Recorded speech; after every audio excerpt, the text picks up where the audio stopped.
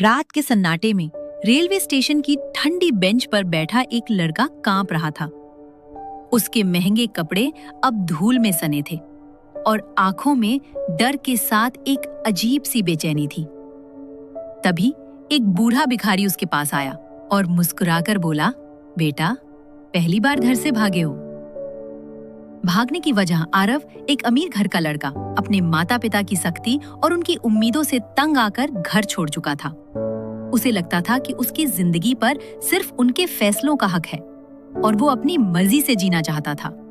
लेकिन अब इस अजनबी शहर के रेलवे स्टेशन पर बैठा उसे एहसास हो रहा था कि बाहर की दुनिया उतनी आसान नहीं जितनी उसने सोची थी।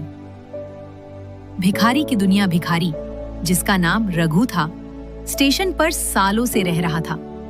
वो लोगों की कहानियां सुनता, उनकी तकलीफें समझता और अपनी छोटी छोटी सीखों से उनकी मदद करता।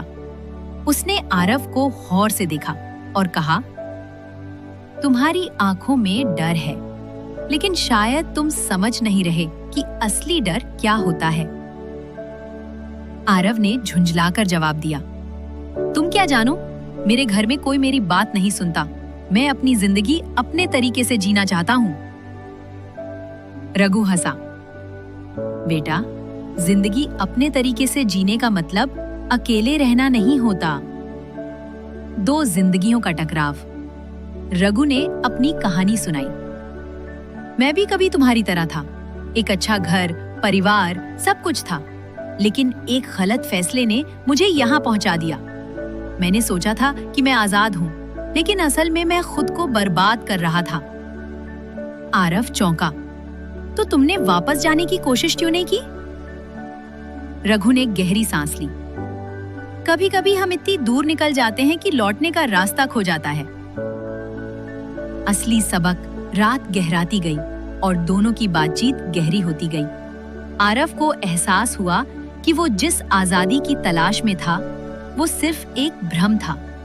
असली आजादी अपने रिश्तों को समझने, अपनी जिम्मेदारियों को निभाने और खुद को बेहतर बनाने में थी।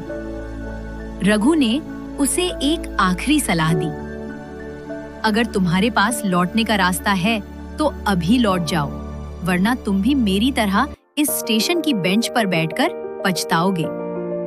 नया मोड़। सुबह की पहली किरण के साथ आरव ने फैसला कर लिया।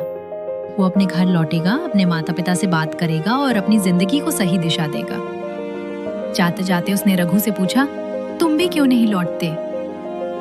रघु मुस्कुराया, शायद अब बहुत देर हो चुकी है, लेकिन अगर तुम लौट सको तो मेरी कहानी अधूरी नहीं रहेगी।